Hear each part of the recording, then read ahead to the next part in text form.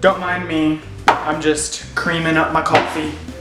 Anyways, I didn't know what intro to do, so I thought that was gonna be the best intro I've got, was creaming my coffee.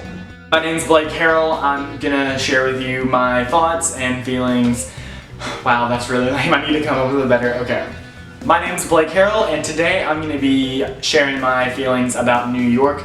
I just went there for the very first time last week, and so I'm going to be sharing what I thought about New York, the things I liked, the things I didn't like, what I didn't expect, and stuff like that, and just someone's point of view from a small town. And I have a little sheet with me to keep me on track so I don't just, talk. So if I look down, that's why. I didn't expect that the neighborhoods all run together.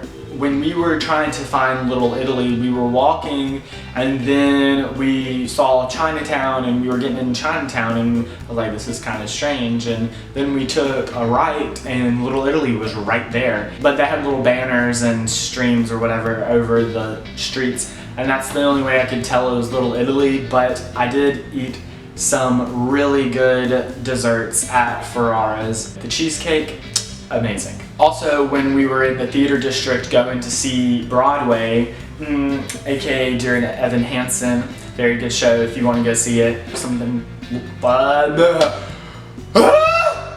We were trying to find something to eat and we were just walking around and we went over like one street and we were in Hell's Kitchen, which was not expected. Growing up, you always hear that Northerners are really rude, they're mean, they don't hold the door, which I don't care if you hold the door for me or not. I have two hands, I have two arms, they work very well, I can get my own door. But when I got there, it blew my mind. I don't know, that's a little over dramatic saying it blew my mind, but it really did.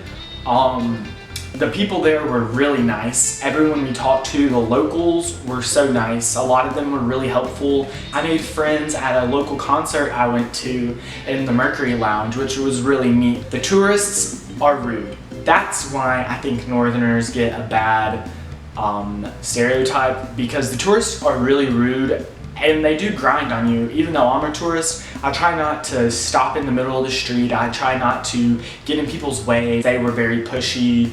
They didn't say thank you. They cut line. They just walked right in front of you. And if they think it's that big of a deal to get in front of me to go to the same place we're going, let them. Oh, I work in the food industry. I'm a server, and we're always taught you have to be to your tables within 60 seconds. If you're not within 60 seconds, the table thinks you forgot them, blah, blah, blah. You have to always be there. You have to hold their hand. You have to ask them if everything's good. It's always a fast, go kind of pace in New York, but when you get to eat, it's really slow. It took forever to get our drinks. Everywhere I went, it doesn't matter if it was a nice restaurant, if it was a casual restaurant, or just really a mom and pop shop, everywhere took forever. You sat there for a long time, which was very different because I'm used to the style of they're always there for you. But after a week, I kind of got used to it. And then when I came back down here, I ate and the service was very, very touchy, kind of like every few minutes they were like, do you need anything? Are you good? Are you fine? Yes. I'm completely fine. I'll go to the things I like now. There were so many things I liked about New York. I loved Central Park. It was so nice and beautiful, something I didn't expect. We went there on our very last day, and I was getting used to the skyscrapers, the gray, a few trees here and there and whatnot. But when we went to Central Park, it really blew my mind. It was very beautiful.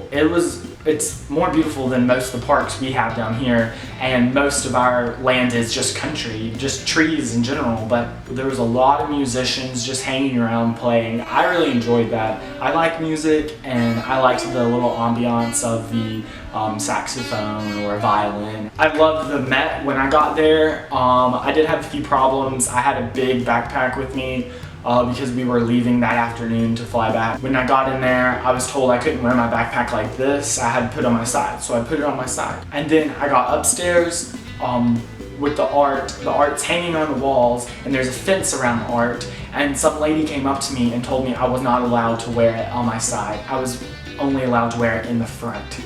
And I was like, are are you kidding me? People in the statue area told me that I could wear it like this. But I went to a lot of the museums in Washington, D.C., and never once was I told that I couldn't wear my backpack some way. Anywho, besides that, it was really awesome. There were so many beautiful things. I really love the French, the Roman, and the Greek statues and architecture and rooms and stuff. It feels like you have a spot. No matter where you are, even if you're in that really touristy section or if you're in the more of the local section, it really felt like you had a spot. You didn't really feel like you were some weirdo. It didn't feel like you were being looked at like you were like, oh my god, who is that person? Because I feel like they have all types of people that come through, which is this fly.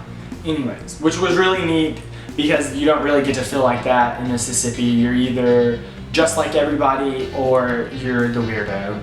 And I happen to be the weirdo most of the time, but I'm okay with that. And even though you do kind of feel like when you say you're from Mississippi, people kind of think, oh, you're from Mississippi? And I don't know, they have misconceptions like we're stupid or we're super duper religious, which some people are, or that we're like, country bumpkins or whatnot, but I'm definitely not. Oh, there's lots of stuff to do. There's so much. One day we just sat there for 20 minutes looking out our window watching car traffic because we don't have so many cars. It's crazy up there. There's so many taxis and whatnot. You can see a musical. There was lots of musicals going on, and I didn't know that you can buy 40 to 50% off tickets there. I thought that you could only buy them online or you could only buy them at the box office, which reminds me, there's always a way to get around something up there. When I went to the concert, I had to buy resale tickets because it was all sold out online. I paid 10 times more than what they were worth. And then the girl I met said she couldn't find tickets online, so she just came up here personally. She came here early and asked the people, hey, do you have any extra tickets? And they're like, yeah. And I was like, are you kidding me? They just have them up there. You can just sightsee all day, you can just shop all day, you can eat all day. It's crazy. I've never had so much to do, and we missed tons of stuff. So that was just the overview of what I thought about the New York trip from a person who lives in a small town. This is hopefully one of the many videos I'll have upcoming for my trips in college and when I go to China. So stay tuned. Peace. Bye.